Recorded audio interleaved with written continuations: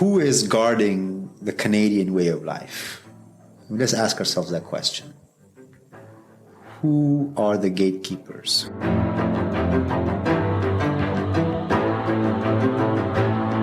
Welcome to the Northern Sentinels podcast. Today I sit down with Mr. Shoaib Rahim, a new Canadian originally from Afghanistan. Shoaib spent much of his youth outside of his home nation, but always felt compelled to return to help his people. In 2011, with a newly minted master's from Duke University, he did just that. Soon after arriving in Kabul, he started working on a defense contract and eventually made his way to the Ministry of Defence, where he progressed to be the Deputy CFO. After leaving defense, he was the mayor of Kabul and then represented his country in the negotiations with the Taliban in Doha before coming to Canada. He has a remarkable journey, so sit back and enjoy my conversation with Shoaib Rahim.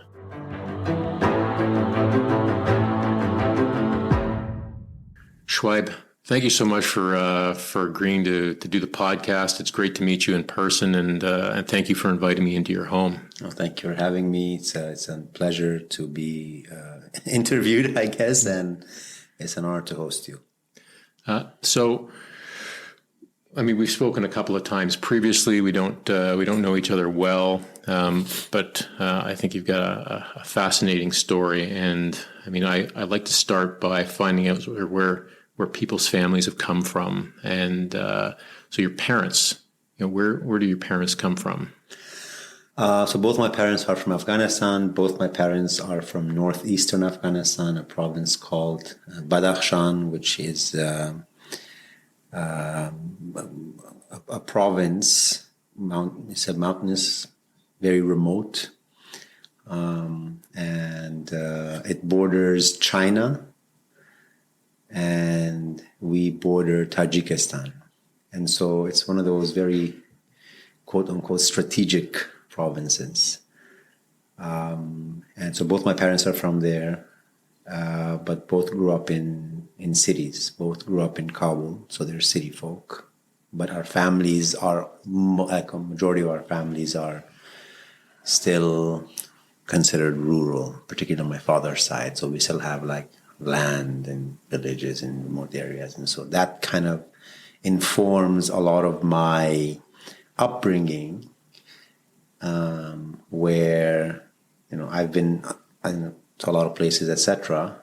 But, when I try to see myself, and when everybody does this, your roots and who you are and where you're coming from, I don't go back to the city, strangely enough. I go back to Badakhshan, to Darwaz, which is a very, very remote place, which I haven't been to yet, by the way. Okay. So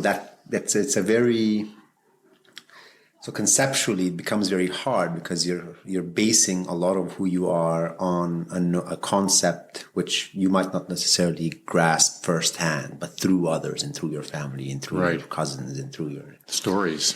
Yes. And so that's where my parents are from, not to get too sidetracked. Yeah, no, I think that's important. And so, you come from a rural family, but you said your parents grew up in the city. Yeah. Was that your grandparents making a deliberate choice to move them to the city, or did they make a choice when they got to a certain age to do that? Well, for my father is different. The story is different than my mother's story. So my father was good at school, and he got accepted into a boarding school in Kabul. So he topped his class, and the schooling system at that time was, if you're the top student of the school, you get entrance into boarding school in Kabul. So when he was 12, he left home at a very young age. He was the first. He wasn't the first brother, but he was the youngest to be academically gifted. He went to the city, and his brothers and the family decided, we're going to invest in him. So one of his older brothers let go of his career ambitions and went and worked and supported my father. And his eldest brother also supported my father through his academic journey. And so he grew up in Kabul while everybody else was still. And so that was a deliberate choice that the family, particularly the brothers, made. So that just creates a very strong bond between family that way. And then so my father got into university, politics, etc. And then so he supported, and he still supports to this day my extended family. My mother's side, very different. My maternal grandfather passed away. My grandmother remarried, and so there was a movement situation. They were in the village. They moved to actually, this is a story worth telling, because my mother's stepbrother, so village, there's a lot of marriage and remarriage and second wife, third wife situation in Afghanistan. It's very common. And so my mother's stepbrother, who was at that time 14, 15, they share a father, of course, but from different mothers. So when my maternal grandfather passed away, my mother was in a village with her younger sister, and my uncle, my step-uncle essentially, 14-year-old, decides that my younger sister has to go to school. And if she stays in the village, she cannot go to school. And so he single-handedly, at the tender age of 14, supporting a family, travels for about 2 days to get to that village, convinces the elders and the situation that I have to take my younger sister and raise her in the city so she can go to school, and takes her from a village to Mazar, another city, and she lives with them until she finishes high school. And then she goes to university, and then she becomes who she is.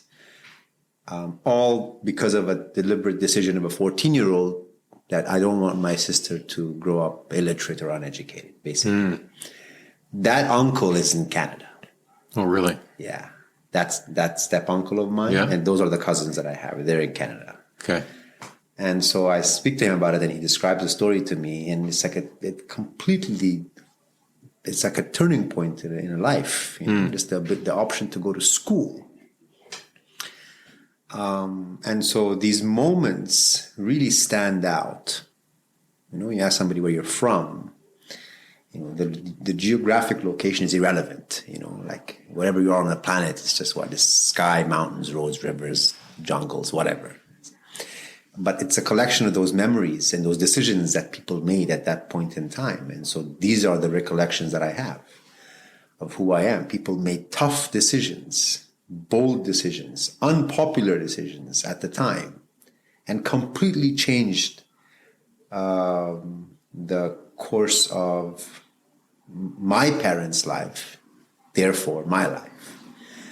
And so I'm a strong believer in these kind of moments, if you may.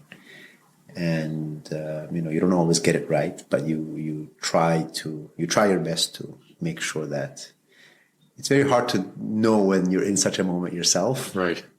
But if you have clarity of purpose and you have clarity of values, I think that makes it somewhat easier. And interesting you say that, right? I mean, it's because you weren't born in Afghanistan. No. Right? So you said, that it is. So you bring an interesting perspective as an Afghan who wasn't born in Afghanistan for a very specific reason. Yep. So why were you not born in Afghanistan? Where were you born? Well, why was I not born in Afghanistan? Well, Moscow and the Kremlin might have had something to do with that. That which is old is new again. Yeah, unfortunately. So when the Soviets invaded, both my parents' families fled the country. There were a lot of bombings in the villages. People who were considered anti-communist or non-communist or a threat were targeted. I've had relatives who disappeared and whose names and bodies showed up decades later. And so my father was politically active, so he fled. My mother's family also left because things were getting very tough. And so they met in Pakistan. They met in Peshawar and got married.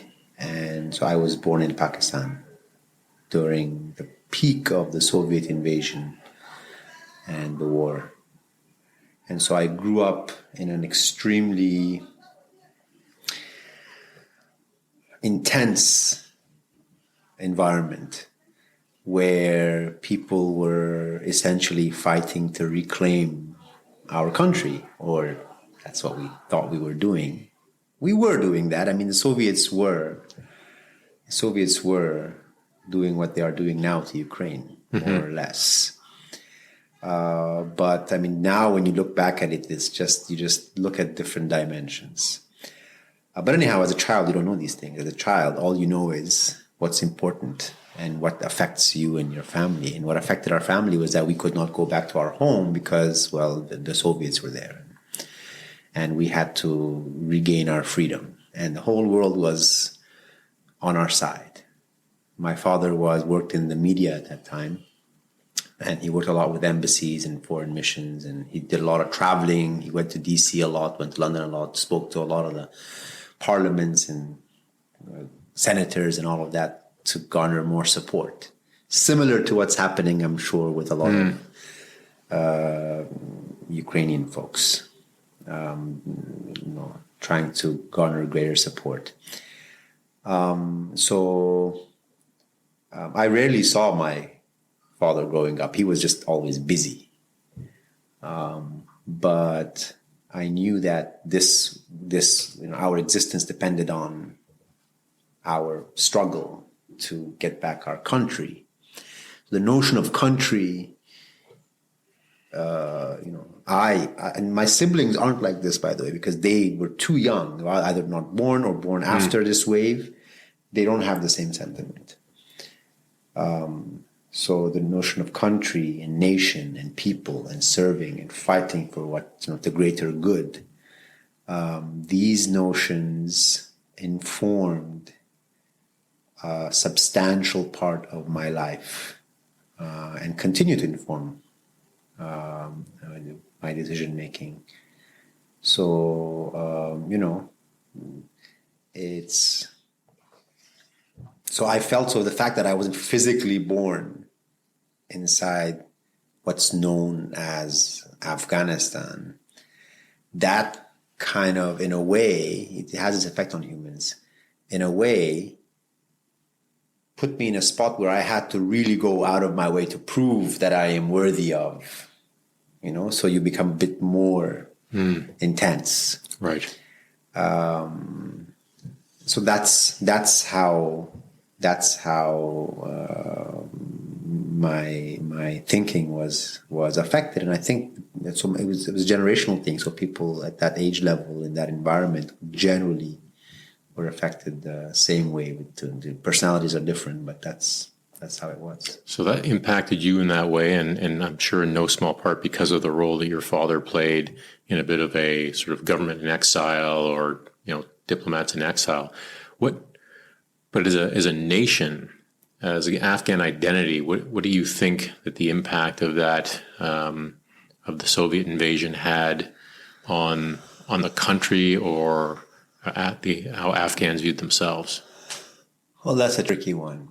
So Afghanistan is unfortunately extremely polarized now as a country and as a society. And one of the factors behind this polarization was the Soviet invasion, because you had people who were pro-Soviet, who were happy that this happened. You had people who were anti-Soviet, who were not happy and this happened. You had the general population who wasn't, in any camp, and just tried to survive. And so these cleavages kind of hardened over time because, you fight, people lose lives, people lose property, people confront each other and clash. And so the Soviets left, but we were left with chunks of, political leanings and groupings, which affect this broader notion of what it means to be from Afghanistan. Oh, somebody who is a mujahideen who fought the Soviets says, I'm a patriot, I fought for the independence of my country. Somebody who was a soldier in an army supported by the Soviets said, no, I'm a patriot. I lost a limb fighting for this country. And I see you as a rebel, as somebody who was hurting the country. No, I didn't see the Soviets as a threat to my.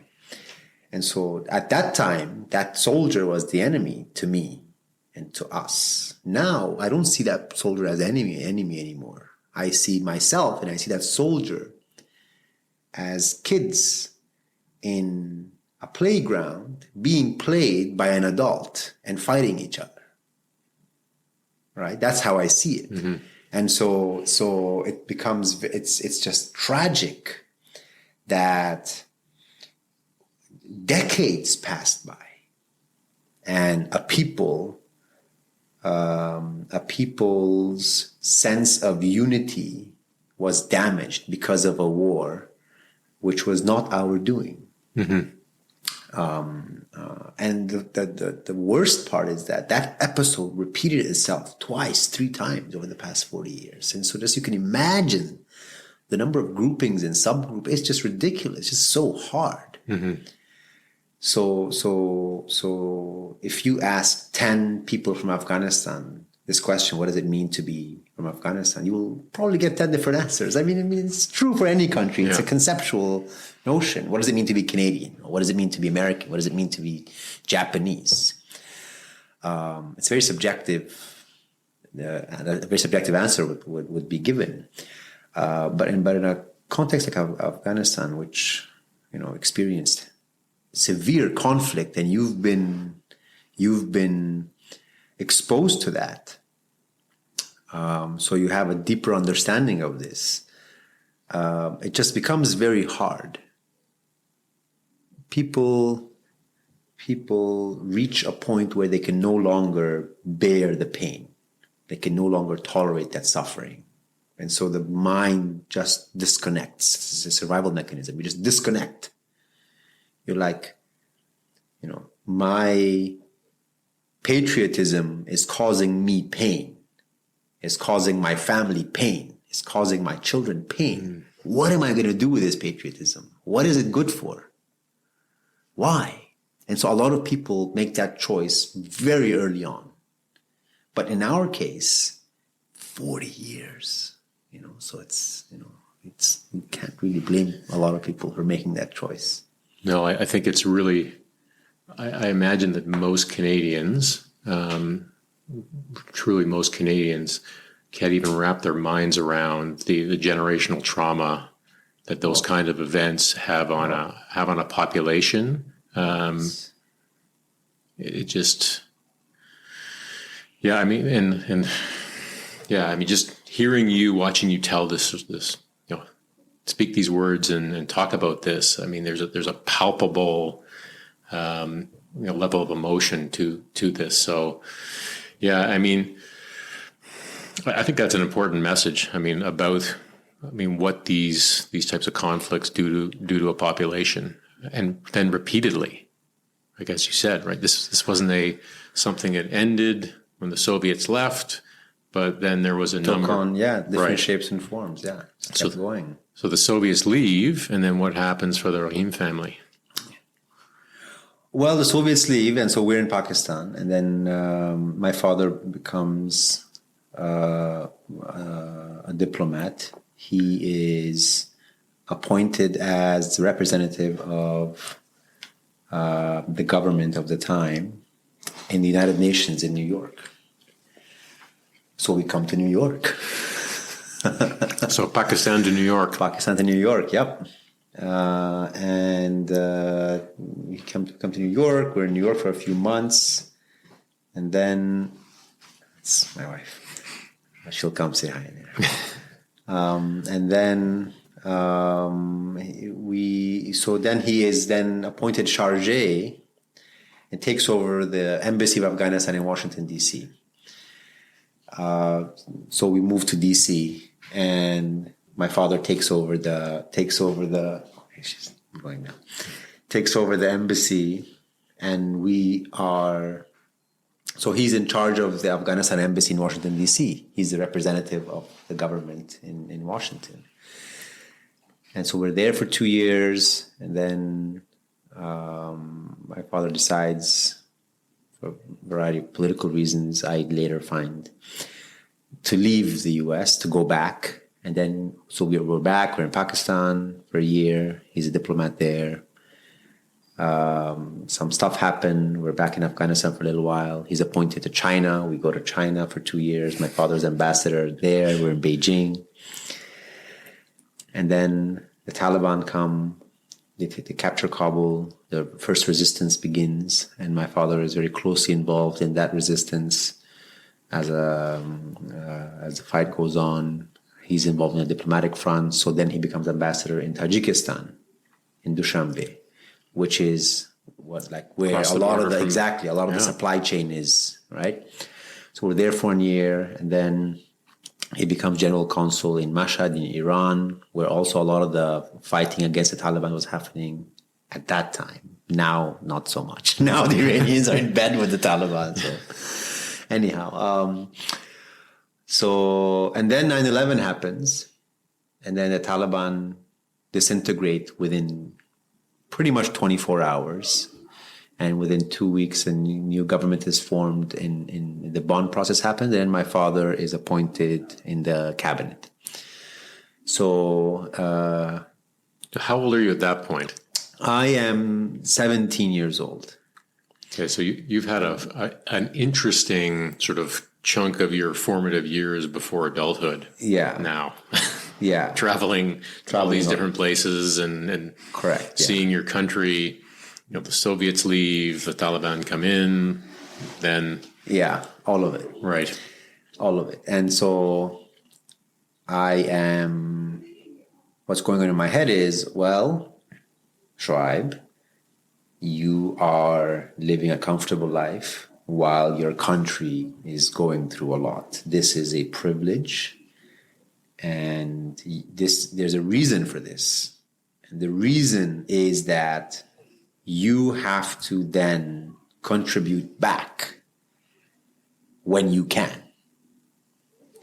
Right? So, there's a bit of a guilt, survivor's guilt also there. But that's how I framed it to myself. I'm like, you can't. And again, because of village upbringing, the whole family's there. So, I was very close to the suffering and all of that. I understood it. I was a step away, but I never really enjoyed it. I have friends who told me, who found out when they said, "Oh, what did your father do?" I said, "He's a diplomat." They're like, "You don't sound like a diplomat's kid." What does a diplomat's kid sound like? I know, like? that was my question. And they're like, well, diplomat kids are, pompous and, they're highbrowed and they're blue blood and this and that. And I'm like, yeah, well, it is what it is. And so in all those years, there was this fire, there was this urge, take that upbringing during the Soviet. And then I'm like, okay, what are you doing, Shoaib? Your father's doing all this stuff, but what are you doing? What are you doing? Like, how are you contributing to this struggle? So that was always there. And I never belonged anywhere I went. Never. I was always the outsider. I just never associated with any of those spaces in a long-term way. I never made long-term friends, long-term connections. Everything was like, oh, I'm going to be here for a little while, but I have something to do. Right. I'm going to do this temporarily, but I have a mission to go to. Okay. So it wasn't so much about the fact that you weren't physically in one place long. It was this sort of long-term, your share of the task as an Afghan to get back to. That was it. That is why I was alive. And that is why I was given the luxury of having a proper education and an upbringing, while a lot of people did not. And that's how I constantly spoke to myself, and that's what I told myself. And so then, the 9/11 happened, the Taliban went, and the Republic government was formed. Then I went to university. So where did you go to university? I went to university in Malaysia. I did an electronics engineering degree, like your chemical engineering. Yeah. And I did that because, of course, my father told me, son, engineers, you need to become an engineer. I'm like, all right. I mean, I didn't have an idea of what I wanted to do. So I just said, okay, to what my father said. Yeah. It's powerful influence. Of course. Yeah. I mean, yeah. What does that mean? I mean, I didn't have grounds to refute. I genuinely didn't know what I wanted. So I was like, okay, I'll give it a shot. I very quickly realized that was not the smartest choice for me to make. Was it as fast as mine in like the first week of chemical engineering? No, it wasn't that fast. No. Okay. It took me a while. I mean, I'm a pretty stubborn person, right? So I was a bit hard-headed at first. I kept on pushing. I hit a wall in the third semester. I genuinely realized that this is not what I want to do with the rest of my life. Right? It finally hit me. I was too busy. I was too warm to understand what was happening. You know? What the hell did I get myself into? Yeah. But then I realized that if I change majors or if I do something else, that would mean I lose a year. And that would mean more financial burden on my family. That would mean everything just is delayed. And I was like, okay. And then there's the honor of, my son couldn't do engineering. And I was like, okay, Shoaib, you just gotta suck it up and just gotta. Sometimes just forward is the way to go. Yeah. So I graduated. I mean, I was smart enough. I had the foundation to finish in engineering. I mean, I don't want to sell myself too short. I did a proper engineering degree, but not the excellent, stellar standard that one expects oneself to live up to. And then I got a job in Singapore. I worked in the tech field for about 2 years. I found the least technical job in the tech space. So I work with a lot of research and development folks, marketing folks, sales folks, work with clients, etc. And then I left Singapore. Everyone was like, "Why are you leaving Singapore?" It's Singapore. I was like, "No, I have stuff to do. And the only reason I'm here is because I'm still trying to figure out how to go back. What's the entry point going to look like?" And then I found it, the whole scholarship Fulbright thing. So I left Singapore. I went back. I applied for that scholarship. American scholarship. I secured it. I got an offer from Northwestern, I think. University. And then I got an offer from Duke, and then I picked Duke, and I went to do a master's in engineering management. 2 years? At Duke. It's a 1.5 year, but okay. I finished it in 1 year. Okay.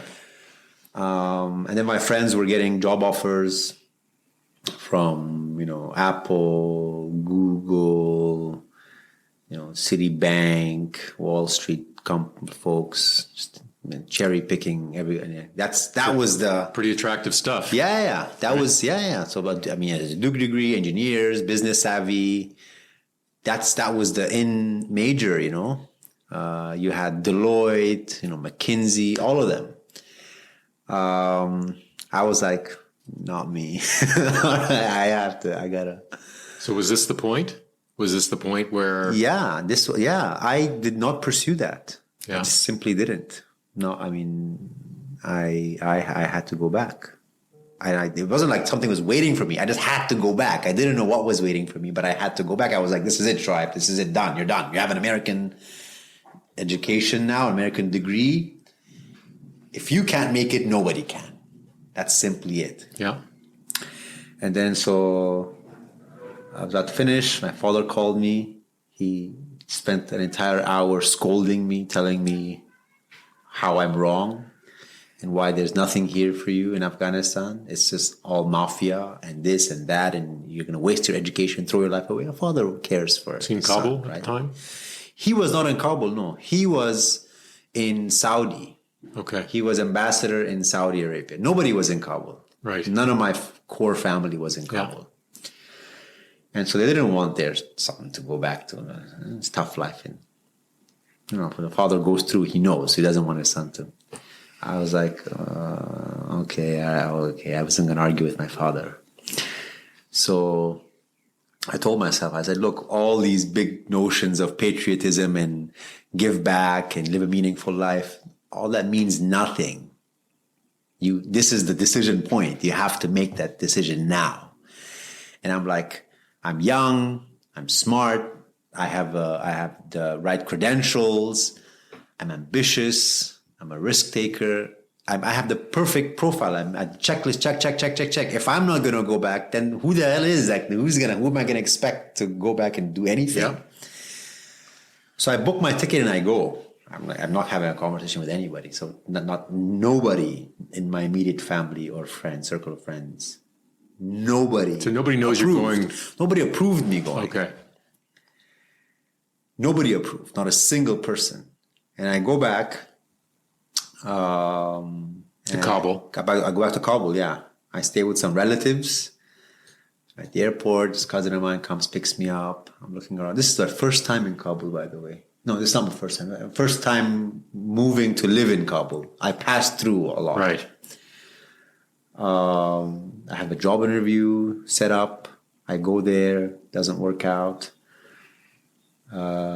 I'm somewhere. Somebody tells me, hey, are you interested in this? I'm like, sure. They set up an interview. Boom, I get the job. I get an offer. Very attractive offer. And so I'm calling my father. He's very anxious. Parents tend to be anxious for their kids, right? Absolutely. And I'm like, yeah, I got an offer. He's like, yeah, good.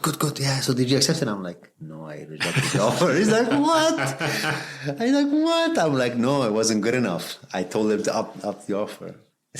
He was like, what is my son on? What did they teach you at Duke? What is this, right? Yeah. So I negotiated a better offer. I accepted it, and I started working as a program manager for this very large military contract. That's an American-funded contract. We had to set up the telecom and communication system for the army and the police, a secure system. So I was the technical guy who understood it, but could do management and client management, stuff like that. I replaced this retired U.S. Marine person who apparently had damaged his relationship with the contracting officer or something, some ego fight happened, whatever. So I had big shoes to fill, basically. So I got that role.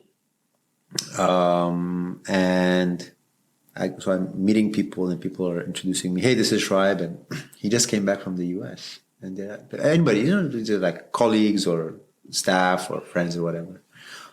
People just say, this is Shoaib, just came back from the U.S. They're like, oh, hi, you just came back from the U.S.? Yeah. Like, why? Right. They're genuinely asking me. Why did you come puzzled. Back? Yeah, why did you come back from the U.S.? I'm like, well, I tried to play my part and contribute back, and like, yeah, okay. And nobody took me seriously, right? So once, twice, 3 times, and some people just laughed at my face, and it really bothered me, right? That nobody understood this decision. Nobody, not a single person at that point understood my decision. And so I reached a point where I got introduced to this person and said, oh, Shoaib just came back from the U.S. And he's like, oh, you came back from the U.S.? I'm like, yeah. He's like, why? I'm like, well, because I'm crazy. He's like,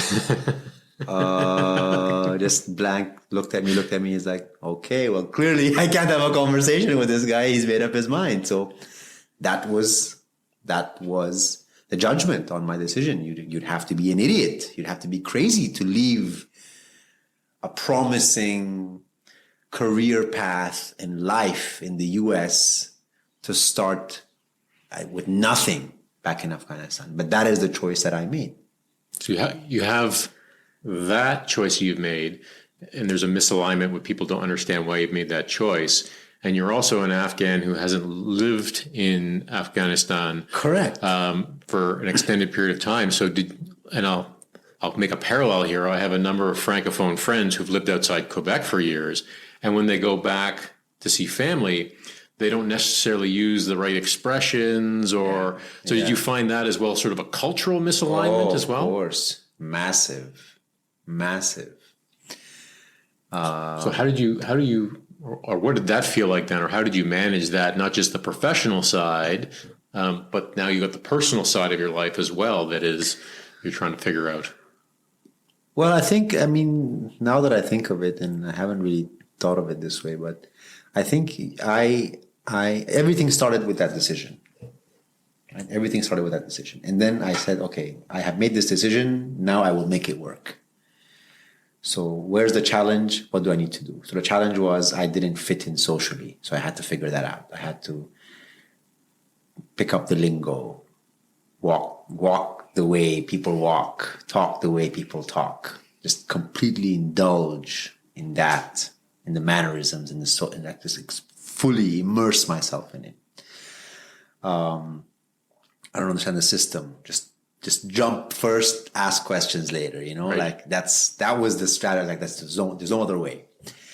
So I went on a very aggressive networking, socialization spree of do as much as you can and as quickly as you can. And that worked because in a matter of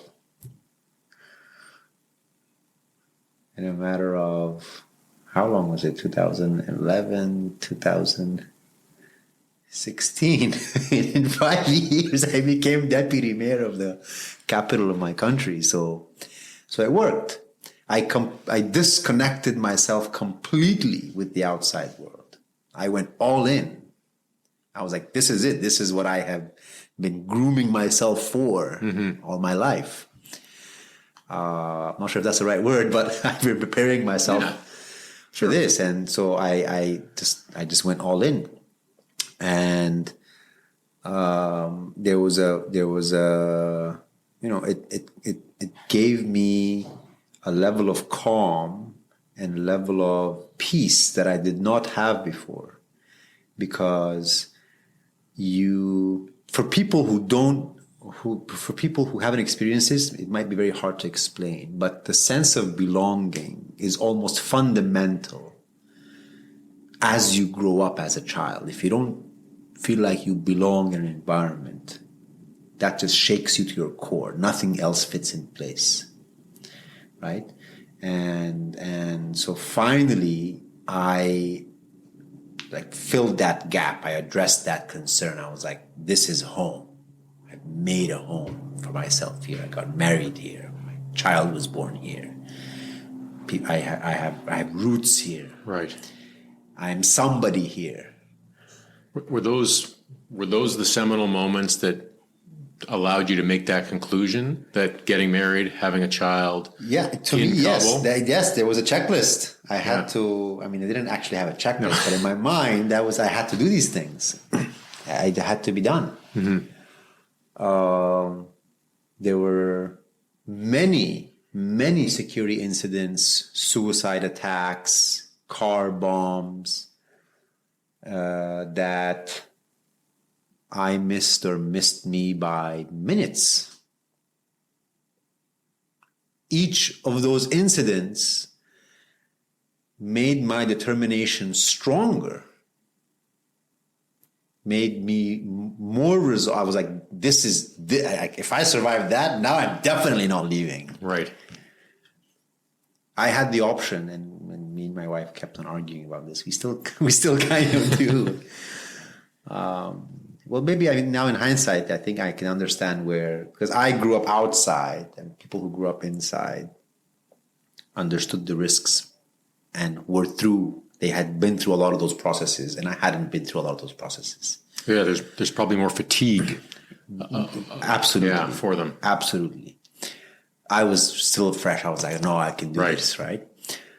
We had the option to leave 2014, 15, 16. I was like, no, I'm not going anywhere. This is it. I'm sticking to my guns, and I'm gonna stick around. So you're sticking around, and then you just mentioned how you become the deputy mayor of Kabul. Yeah. So how do you go from someone who's never lived in Kabul, come in, and now maybe it's not next thing you know, but you're running the capital. Well, it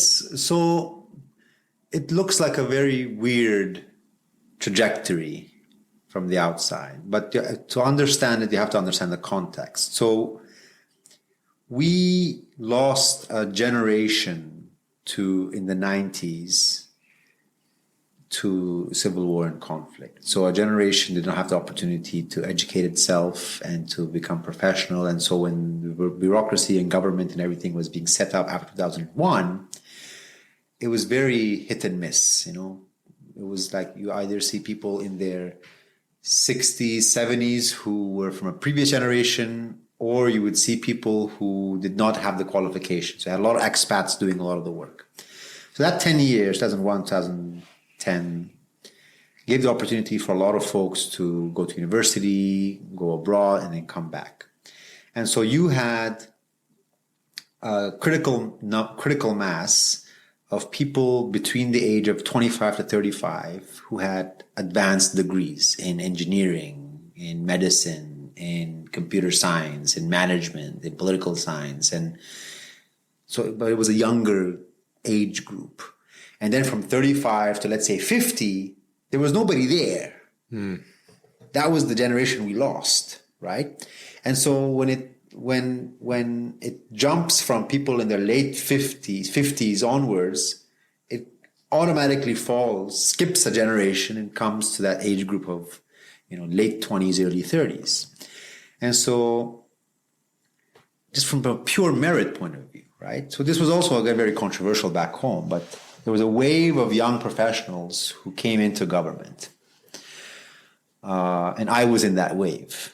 So people were appointed ministers, deputy ministers, senior directors, general directors with, let's say, 1 year, 2 years of experience or no experience.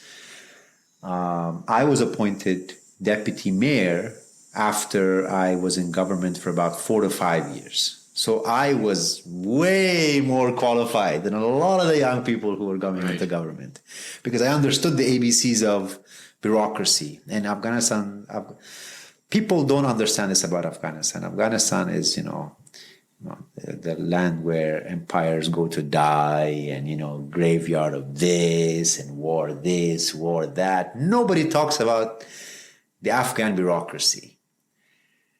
The Afghan bureaucratic system is probably one of the most resilient on this earth. We have records dating back over a century of somebody requesting a plot of land to be taxed in some corner of Kabul, and we can tell you the date, we can tell you the person signing it, we can tell you what was the problem with the order. So we are really serious about our bureaucracy, right? We have gotten that down proper. It has survived many iterations of political instability. So to be able to operate at a government institution, you need to understand how that system works. And I understood that much better than most. And so when I was appointed, our mayors, legally, mayors are supposed to be elected, run for elections. But in our system, because of whatever political reason, the president appoints mayors. So it's an appointed position. All mayors? All mayors across the country. It's a very centralized system. One of the big flaws of our system. That's a separate conversation. So our president is more powerful than a king, essentially. So the president appoints mayor. So the president appointed the mayor, a young professional, same age category, and a friend of mine. And so I was at the defense. I was working in defense at that time. I did a lot of good work there. People were happy. The ministers rotated. I kept on getting promoted. I reached a stumbling block where I was like, okay, I have to leave this defense portfolio. I think I've been there for 4 years or so. And And this is an intense 4 years. This is a very intense 4 years. This isn't like you're Director General in ADM in Ottawa here. You're an executive in defense in Afghanistan. Yes. Yeah. So just to talk about that a little bit, maybe we drove from Kabul to Gardes, 203rd Corps in Paktia, in the east of the country. We stayed there for 2 nights. We flew to Kandahar. We were there for about a week. We did a lot of assessment, resource assessment, work with officers, look at the warehouses, systems requirements, and all that. We flew to Helmand from Kandahar. We took the MiG-27s, the Russian helicopters. Okay. We took those, and then there were no helicopters to send us from Helmand, so we drove from Helmand to 215th Corps Command to 207th in Herat. So we drove through Helmand. Yes, we drove through Helmand, Nimroz, and to Herat, and that's we stayed overnight in Farah, and that was a complete gamble. We wouldn't know if we were going to make it or not. We just went with a large convoy, and the week after we joined, another convoy was attacked there. Like 14 people got killed, and so it was a horrible, horrible route. And so we kept on passing. We deactivated 2-3. I keep on forgetting the technical terms. The mines, the VBIDs. The car bombs. Yeah, vehicle-borne IEDs, improvised explosive device. Yes. So they deactivated 3 mines on our path. And you go around, let's say you're driving down the highway in your Humvees and you have Rangers on vehicles, etc. We were like maybe a convoy of 20 vehicles. And you come across a very large crater, let's say this half size of this room, which was, it exploded. It was a crater, and you had to drive around it and keep going. And so, I did that for 4 years. Right. Yeah.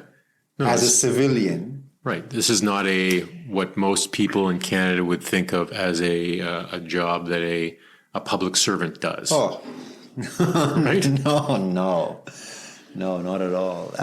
Even by Afghanistan standards, we were risk takers. Our team, our group, we used to take a lot of risks because people were very cautious. But that's the extreme we exposed ourselves to. And I was in the front line. I kept on wanting to go more, wanting to do more, and I just got married and I had my son born. But I kept on digging myself deeper into the system. So that gave me perspective. That gave me a very strong sense of appreciation of what things aren't just happening in Kabul in a small bubble, people going to their office and coming back, which tends to be the case for a lot of folks. So that gives you an understanding of, okay, this is what's happening, and this is what it means, and this is the struggle, this is the fight. Mm-hmm.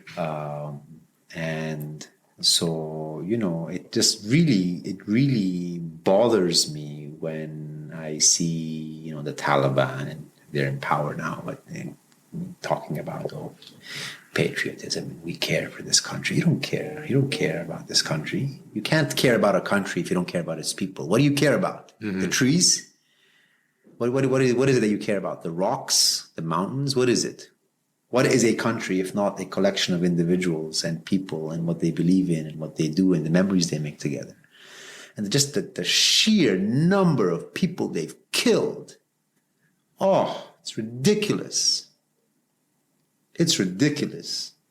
The amount of blood that has been shed, the amount of sacrifice that we have given as a country to defend this notion called Afghanistan, the amount of body bags that keep on being sent to people's homes of their young kids, 20 years of that, so it takes a toll. It takes a huge toll. And so, I'm getting goosebumps just talking about this. So, when you're part of that, you can't complain about this. You can't sweat the small stuff. You're like, hey, your life's not on the line. You're not in the front line. That person is on the. So you need to do whatever is within your power to help that person. And that's the only thing that has meaning. Everything else is a waste of time. And so that is the mindset that I was in, and I'd like to think that I did a thing or two. And so I got a very, I made very good friends. I had a very good reputation with a lot of generals and officers and junior officers and senior officers, because I solved problems, right? Military-civilian relations aren't always cordial. Right. So, I had to stand my ground. So I became more aggressive than a lot of the military folks. So I did that. And I got a presidential medal for something that I did. I was able to give 3 months bonus to the entire army, everyone, from the minister all the way to the lowest ranking non-commissioned officer and the soldier who were in checkpoints. 3 months' salary is a lot. Right? 3-month paycheck, 3 months of paycheck, because there was waste going on. So I had to fight the ministry, work the bureaucracy, blah, blah, blah, blah. And so that happened. Everybody was very happy, etc. But I got a lot of threats also. I tried to introduce, we tried to introduce some measures of transparency. There was a lot of theft and fraud that was going on. I put my foot somewhere. I get suspicious calls at night. So I had to survive all of that. Right. Right. There's no handbook for this stuff. You can't Google these things. You just have to figure it out. I had to figure it out. Right. I just had to figure it out. A complicated bureaucracy with huge legal hurdles, a hostile environment with people who would drop you at the blink of an eye. Like, I'm not talking about just your whatever. I'm talking about colonels who have been in 3-4 wars, or generals who have led battalions and corps commands. I'm going up against these people, right? So tread carefully, to say the least, right? So the fact that I'm sitting here talking to you, it's something. You figured it out. Well, or I got lucky or whatever, So I survived that. And then so my friend came here, he told me, this opportunity. I said, sure, I can look into that. Why not? So it was a finance portfolio. I was working finance. So I said, okay. So I went through an interview process and everything. So I shifted roles. I became deputy mayor of Kabul. And it was a much smaller role than the defense. Defense is huge, and people don't understand. People who don't, from the outside, usually don't understand. Anything related to national security and defense is always massive. Mm-hmm. Massive, complex. It's always massive, just from a sheer size point of view. Mm-hmm. Right? If you're ordering boots, you're ordering 200,000 boots. Right. If you're ordering bed sheets, you're ordering 50,000 bed sheets. If you're ordering fuel, thousands of tons. Ordering ammunition, weapons, repair, easily everything just explodes. National security is not cheap. How did that change of focus in Kabul, going from that size and scope of national defense into being the deputy mayor of a city? I mean, I'm sure the pace was still high, but the scale was much different, and the focus is different. Yeah, very different, very, very different. Well, so I mean, it helped because I went in. When I went through everything, I was like, this is easy. I can do this. So I was very ambitious. I managed to do a lot for the city, record revenues, back-to-back years. I had people who hadn't paid the city for a decade. These were known drug traffickers. These were known we say ghasibs, I mean, so land usurpers, basically these were bad folks, the mafia. So I came from the military background, right? So I wasn't intimidated easily, basically. So I was able to push some of that reform and take the heat. And I had enough political network to be able to maneuver and not, I mean, you have to be you can't be an idiot and just go on declaring a war against. No, you can't do that. It's just, you have to be smart about it. You have to calculate whether or not you can implement a reform or not. You can't be blindly ambitious. That's just a waste of your time, a waste of the organization's time. And so I managed to do some good there. And then the mayor resigned, and then I became mayor. So this is the friend who... This is the friend, yes. Yeah, okay. So he resigned, and then I became mayor, and then so I managed a whole portfolio. So I did that, basically my time with the city. And I'm not I stay away from the media. How'd that work as mayor? Well, I stayed away. I stayed away because my father was a diplomat all his life, and he served on the cabinet as well, twice. So I understood how government bureaucracy works. You're in a position one day, the other day you're not. So you can't think you're top of the world and this will last forever. You can't lose who you are, what you believe in, your relationships, etc. And you can't be under the illusion that you will have all these resources and security the day you no longer have this job. And so you have to, with that long-sightedness, you have to make decisions. And so, other people, if their son becomes deputy mayor of a city, usually it's a cause for celebration, right? Usually you would think so, right? Oh, yeah, or something, all that, brag a little bit. Right. I called my parents. They were in Saudi at the time. I said, hey, the moment that I was appointed as deputy mayor of Kabul. And there's a moment of silence. My mother tells me, I'll never forget this. My mother tells me, son, you have to be very careful who you socialize with. And you have to be very careful when people offer bribes or kickbacks. You have to be very careful about these things, right? You have to make sure that you are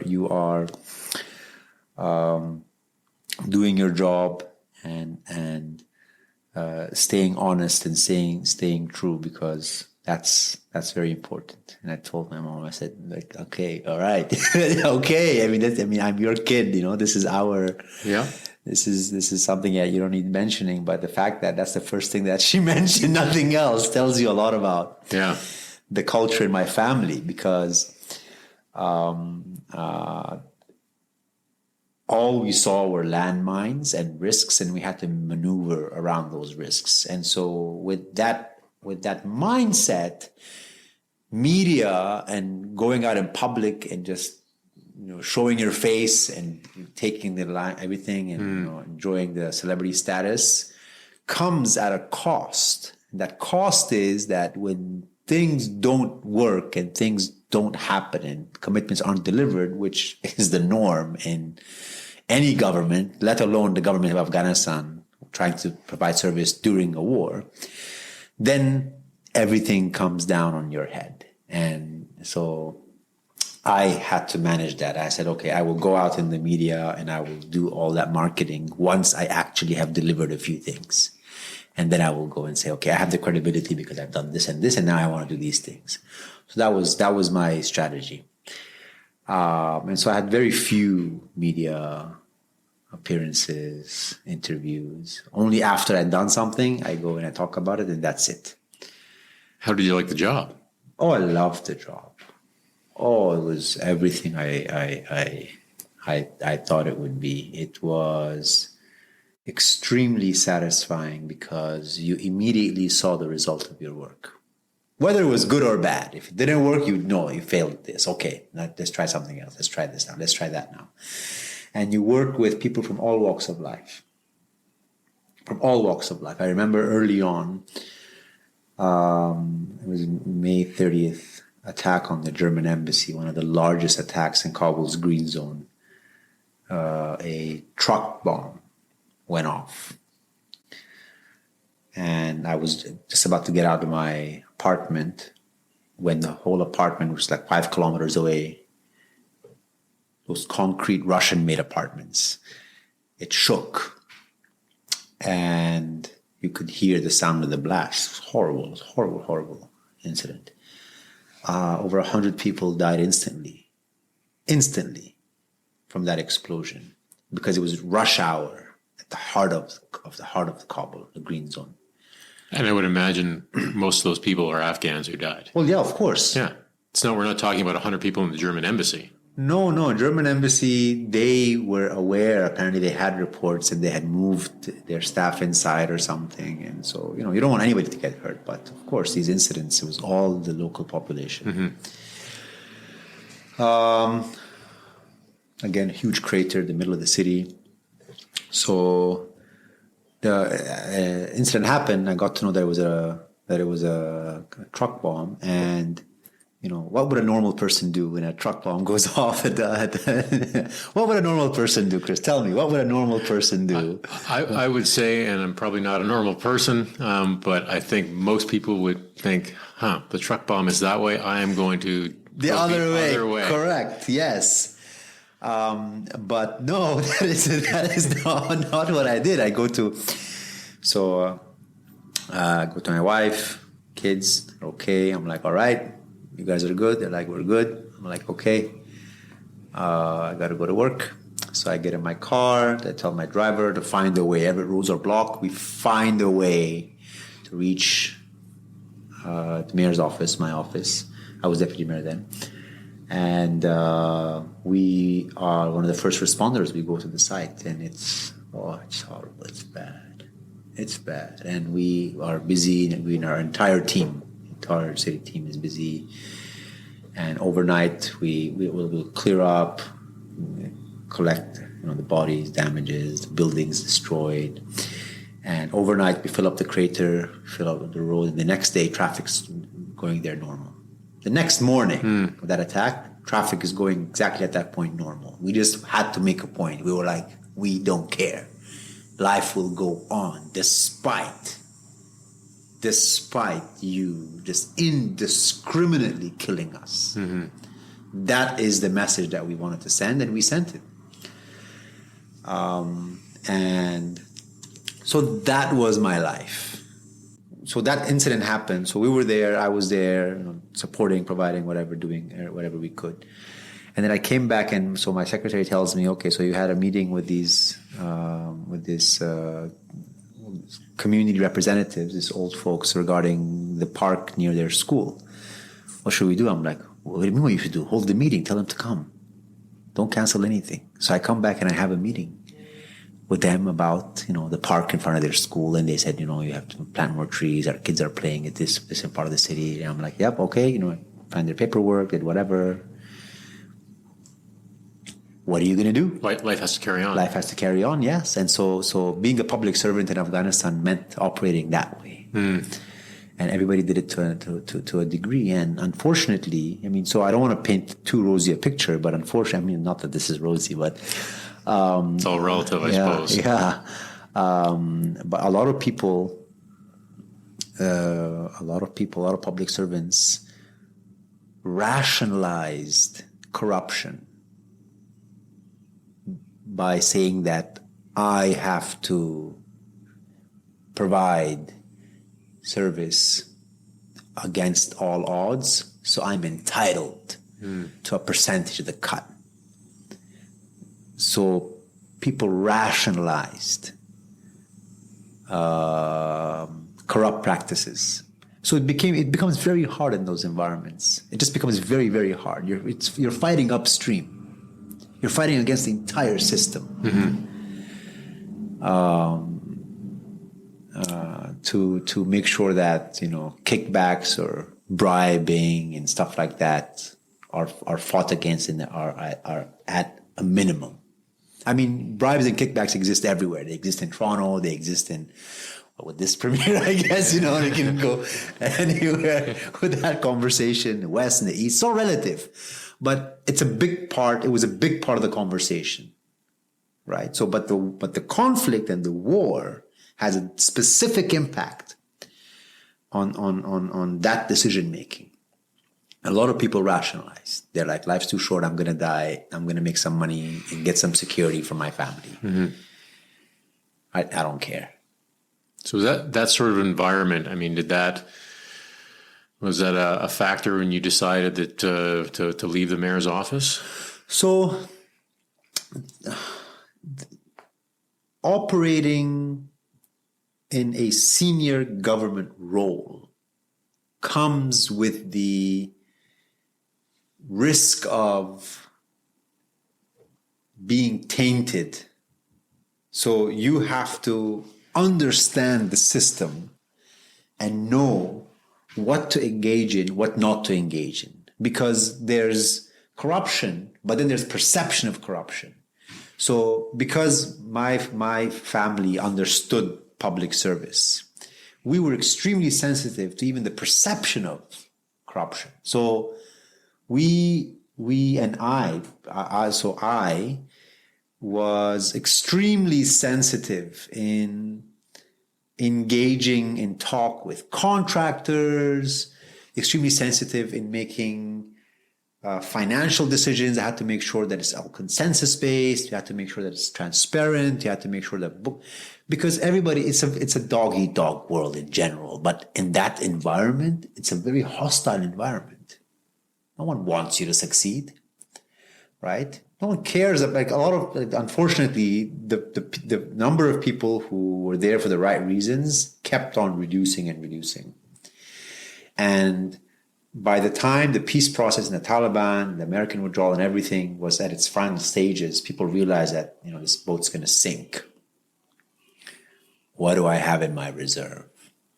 What do I have to show? Like that. Yeah, okay. So that mentality is very hard to fight against. So I used to rent an apartment in west of Kabul, and this is after I left from the mayor's office as mayor, and then I was a senior advisor to the peace ministry, working on the peace process and all of that.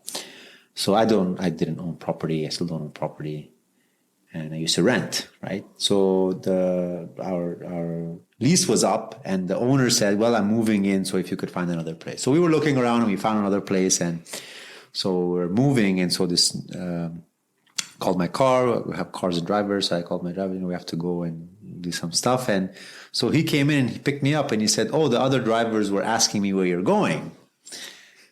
And I'm like, "Oh, my boss is moving from his apartment to another apartment." They're like, "What do you mean he's moving?" They're like, "Well, he's moving. He got a new place." "Wasn't he the mayor of Kabul?" Like, "Yeah, he was the mayor of Kabul." "You're telling me the former mayor of Kabul doesn't own property in Kabul and he's renting?" And he said, "Yeah, well, that's..." My driver said, yeah, I mean, I'm helping him move." And so then he stopped. I said, "Continue the conversation. I know how this conversation goes." I'm sure after that they said, "What an idiot." That would be the response. Right. Another sort of cognitive misalignment. Yeah. How can you be deputy mayor and mayor, such a powerful position, and not own a house in Kabul? What is this? Right? So people expect you to be corrupt. So the culture had become so toxic. You become the outlier when so it just becomes very difficult. So you can't have these conversations. No one's going to buy it. No one's going to be like, "Yeah, you're lying. You must have stuffed the money somewhere." Right. You're just waiting for the right time. Yeah, waiting for the right time, exactly, to buy that Tesla stock or whatever. I don't know, something, right? So that was the environment, unfortunately. That culture contributed heavily to the discrediting of the government and the collapse of the republic in the end. that played a huge part of it. And you just mentioned that you were part of the team, or you were a senior advisor to the peace process. I mean, assuming that people listening know little about the peace process. I mean, can you maybe describe a little bit about what that was, and perhaps provide your perspective on it that may not have been what was portrayed to those of us in North America watching it from a distance? So, the Doha peace process was a peace process between. This is a bit tricky to explain, but I've spoken about it at the Monk School of Global Affairs. Actually, there's a link online for whoever would be interested to. I'll put that into the show notes as well. I've spoken about it in great detail. The Doha peace process was a peace process that the United States secretly started with the Taliban in 2018 or 19. It was secret, so we don't know when it started. And the U.S. government under Trump decided that, hey, we're leaving, so let's make a deal with the Taliban. And the government of Afghanistan was excluded from these talks. And when the conversation leaked and people realized that there were secret talks going on, it was huge backlash. And but the U.S. government of the time, under Trump, kept forcing that process that you have to reach a peace deal. And peace processes and reconciliation, it's not just a switch you turn on. These are very deep-rooted conflicts. I mean, we were fighting the Taliban before the Americans came, or before anybody came. We were fighting the Taliban. This was not a fight that... It wasn't new. Yeah, it wasn't new, but it wasn't a fight that we picked up because of you. Right. Right? So just because you're leaving, you can't just be arrogant enough to presume that, oh, I'm leaving, so you have no reason to fight anymore. I'm sorry. That's not how this is. So anyhow, that arrangement was there, and the U.S. signed an agreement with the Taliban. Terms of withdrawal, etc. And one of the elements was that the Taliban would sit across a table with the government negotiation team and reach a political decision. And so this is where the government was involved. After all the guarantees had been given to the Taliban, after they got everything they wanted, apparently there was still something left to negotiate with the government for the Taliban, which was at the end a complete joke and failed miserably. But anyhow, I was involved in the delegation from the Republic, which went to Doha to negotiate with the Taliban. And what we realized very early on was that the Taliban are no longer serious because they've gotten what they wanted. They're just going to wait out the Americans leaving. And then Trump lost, Biden came, and Biden reaffirmed the withdrawal date. And that's when the war on the ground shifted momentum in a way. And we started losing more and more territory, and it just it had a domino effect. And so very few people were involved in the Doha peace process and have that exposure or understanding. And I happen to be one of them. So the Doha peace process signed between the Americans and the Taliban is probably one of the biggest foreign policy mishaps of the U.S. in modern times. I mean, just look at the withdrawal. Let's look at the way it ended. Mm-hmm. It could not have ended worse, in a worse way. And we lost the backbone of our security forces, the chain of command, all of it just completely broke.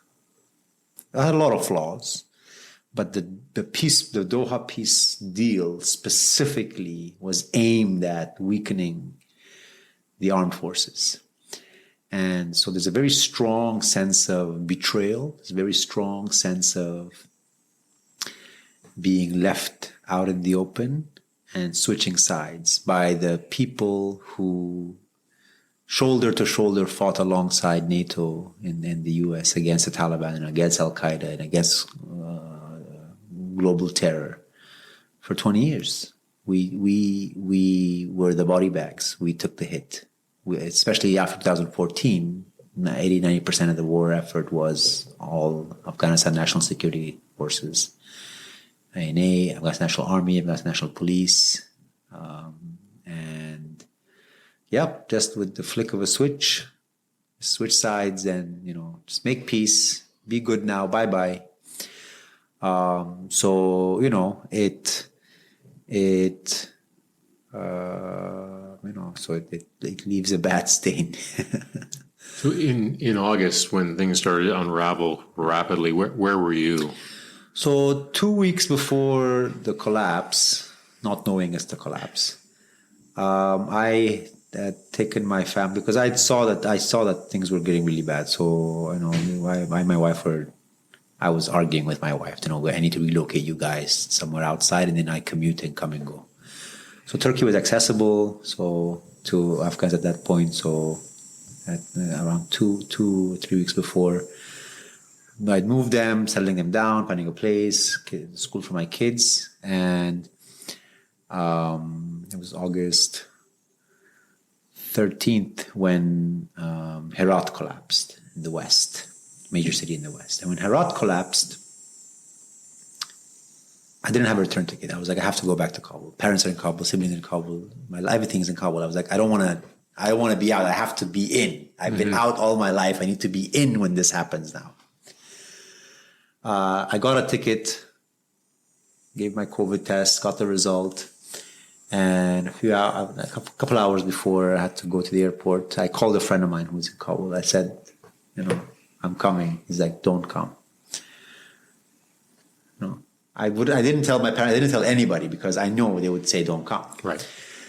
So I called this one friend of mine, and we've been through a lot together. He's been through a lot, and we understand a lot of similar thinking. He said, don't come. Things are really bad. I'm like, what do you mean? I'm like, you're there. He's like, no, I'm getting out. I'm actually changing my ticket. I'm coming out. He said, I moved my parents. I'm coming out. Things are not looking good. He said, if you come, I said, look, things have been bad all the time. We've been at the eye of the storm. And he always looks worse from the outside. He's like, no, things are not the same. If you come back and you're stuck, you can't then help anybody. So I canceled my ticket. A friend of mine who was supposed to be on the same flight, I told him I canceled my ticket because of this. He's like, don't worry, I'll go and come back. He went and and you laugh about it now. What else can you do? So Saturday morning, the flight arrives. Sunday, Kabul collapses. Yeah. And all hell breaks loose. It's horrible. Oh, it's horrible. Have you seen Walking Dead? The show, The Walking Dead. I have seen episodes of it, yeah. So the show Walking Dead, and I don't want to sidetrack too much, but the show Walking Dead shows how society operates when all social norms collapse. Mm-hmm. Everything collapses. The most basic rules of engagement in a social setting no longer stands true. Everything's a threat. You can't trust anybody. So Kabul went through that during a collapse. It's the worst possible. It's the worst possible setting. And we've been through that many times. When, Ashraf Ghani fled, news of his departure, there was no chain of command. Anything was fair game. So those were very tough nights. But just by stroke of luck, my wife and kids and I, we were out of the country. Then the evacuations started. So we managed to get my brothers through to the airport. They missed the Abbey Gate bombing by a couple of hours. They passed by that point. Okay. It's a couple of hours. When the explosion happened. So close calls. A lot of close calls. And then we didn't know what to do. So everybody was just in shock. Everything. So I cut off everything and I went all in because that's what was my calling. That's what I wanted to do. And then I had lost everything. Mm-hmm. All of it. Gone. And there was no plan B. I didn't have okay, now I'm just going to do this. No, nothing. And my wife just looked at me and she's like, I told you. Need a plan B. And I said, I told you this is going to happen. I said, and I was like, what was I going to say? She was right. Mm-hmm. So, you feel betrayed on many, like you kind of think, okay, was I an idiot being patriotic? Was I a fool to believe in these ideals? Was it just wishful thinking? Do I regret? Could I have done things differently? So these are questions that I still kind of ask myself. But I mean, when all fails, when a collapse does this, you question every single decision you've made in your entire life. Did I do anything right?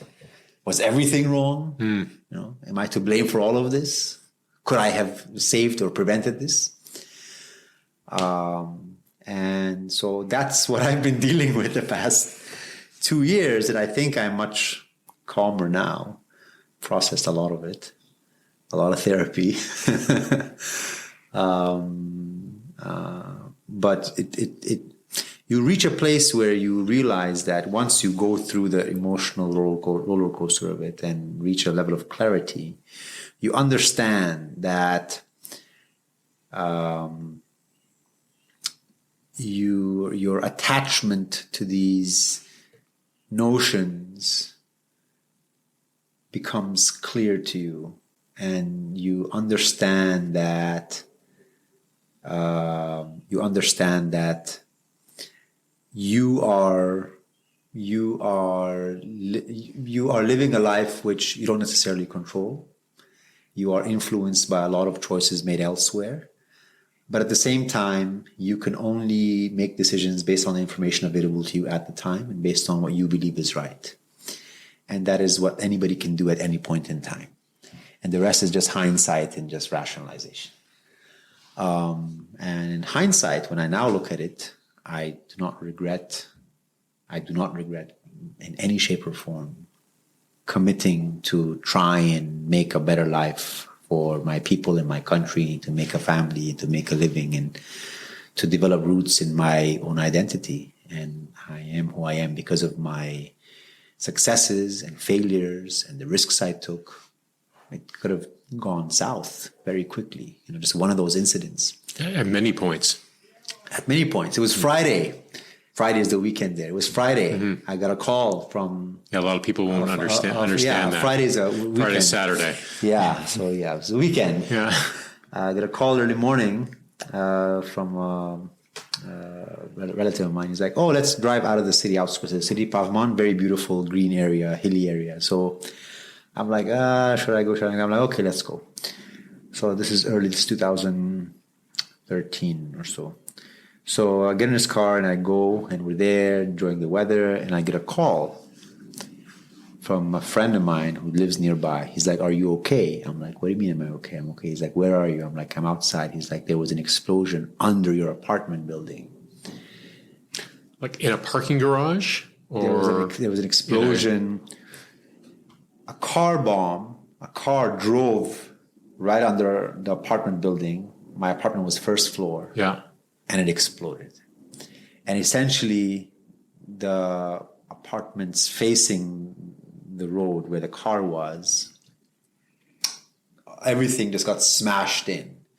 And the target was a house across our apartment, which had expats and apparently Christian missionaries. That was the justification for the explosion. And there was a complex attack. So the way complex attacks works is there's a car bomb, and then the few people who are waiting, and then they enter. Once the security apparatus is all blown off, they enter, and then they start massacring actions, people. Yeah. Successive actions. And they just start killing people. And so when they went in, so security forces came in on time, and they rescued a lot of the kids and a lot of children there. So they got rescued, and so there was a fighting happening there for many hours. And so anyhow, that happened right under my apartment. So I come back at night, and I'm walking in the rubble, which was the apartment. And I'm like, guess I need a new apartment. Okay. No new apartment. No. You didn't move? No. So was your unit affected, or was just the... No, my unit was affected. Yeah. No, it was just like one room was really badly damaged, so we had to replace the windows, and some of them, we called the owner and whatever. He's like, I'll fix this, and I just slept in the other room. Yeah. Life goes on. Life goes on. Right. Yeah. And this Patch is the road. Yeah. So, I mean, I have many stories like this. Sleep in a different room. Yeah, sleep in a different room. So this is a son of a diplomat with an Ivy League degree who has traveled the world, who has access beyond your normal level of access that your average person would have, and who has chosen to live this life.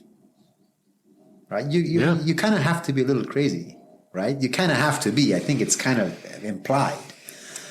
But purpose is funny that way, isn't it? Right? Because to outsiders, it's going to seem very bizarre and illogical. But if it's something that grips you, yes, that is the path. Right. It's like falling in love. What can you do? Yeah, you do what it takes. So, how long have you been in Toronto for with your family now? A year now. It's been a year now. And so a year in Toronto, and I mean, whether you paid any attention to Canadian, democracy or, Canadian defense and security before, I mean, what's your sort of impressions, and what would your advice be for Canadians as someone who's come from who's lived, I would say, many lives for a man who's not that old? I know, right? So, I mean, what are your sort of reflections? I feel like the reverse Dorian Gray, or somehow, there's a mirror that shows my true age. Right.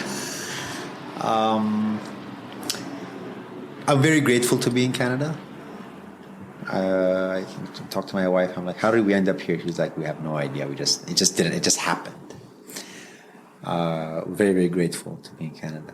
I think Canada and Afghanistan are connected in very interesting ways.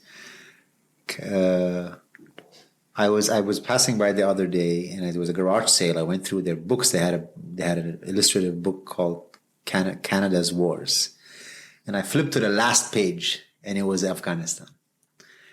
That's true. So Canada, that is the last official deployment, like military deployment. Yeah, I would say that's Canada's last large-scale combat operation. Combat operation, yeah. So war, Yeah. I mean, you have peace deployments, you have Haiti, you have other situations. Yeah, there's been other, obviously other things going on in the Middle East and in Eastern Europe, but certainly I think everybody would point to that as Afghanistan as the last war. Yeah. Right? So far, knock on wood, hopefully. Knock on wood. Yeah. But so we're connected that way, So I think for Canadians, I would say, if you want to know a bit more about your country, look into that. Look into that presence, look into what happened, look into Afghanistan. And I think that there's a lot there. I see Canada, and then I look at Afghanistan, and we failed to manage diversity. We failed to manage linguistic diversity, ethnic diversity, ideological diversity. From a political structure point of view, Canada has done that very well. Just the whole federal, provincial, it's a heated conversation, of course. Mm-hmm. But let me tell you, coming from the completely other end of the spectrum, that you are getting it right, and you need to make sure that you don't lose what you have. Temper-headedness and emotional decision-making is the worst possible thing that can happen. If something's not broken, don't fix it, but make sure you make sure you're aware and you don't take it for granted. Afghanistan experienced around half a century of peaceful monarchy, and we were at the edges of the British Empire, from Mount Lohan, and so Canada. And so in a way, we're connected in many ways. And we took our stability for granted. And I know historians paint Afghanistan as, a land, there was wars and killings and all that, all that is just colonial talk. Put that aside. As somebody from that country, we took our peace and stability for granted. We became complacent. We became arrogant. And we lost sight of the big picture. We lost sight of reality. And we entered a phase where it was a downward spiral, and we just couldn't get ourselves out of it. And we went from a peaceful, fun-loving country on the hippie trail where there are music concerts and people travel and drive from Europe through Iran, through Afghanistan, and